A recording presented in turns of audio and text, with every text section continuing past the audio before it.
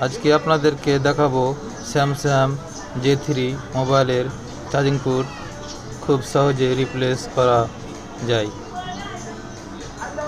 হালকা ব্লেড দিয়ে বা কাটার দিয়ে মাইক্রোফোনের সাইডে হালকা উপরকার যে নিকেলটা উঠাইলে তারপর তাতাল দিয়ে আস্তে করে ধরলেই মাইক্রোফোনটা উঠে যায়।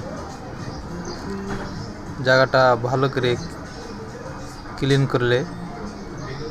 করে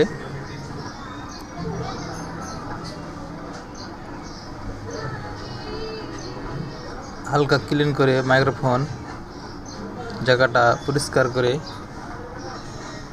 নতুন মাইক্রোফোন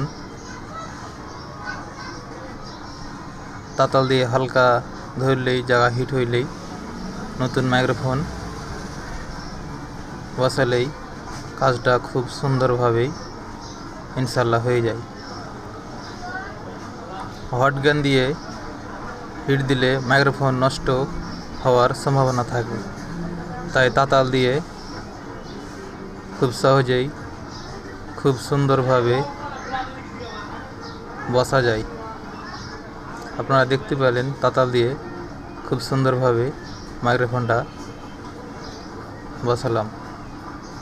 তাই এইভাবেই মাইক্রোফোন বসালেই নষ্ট কম হয়। তাই হালকা ওয়াশ করে সাইডটা থিনার দিয়ে ওয়াশ করলেই খুব সুন্দরভাবেই কাজটা হয়ে যায়।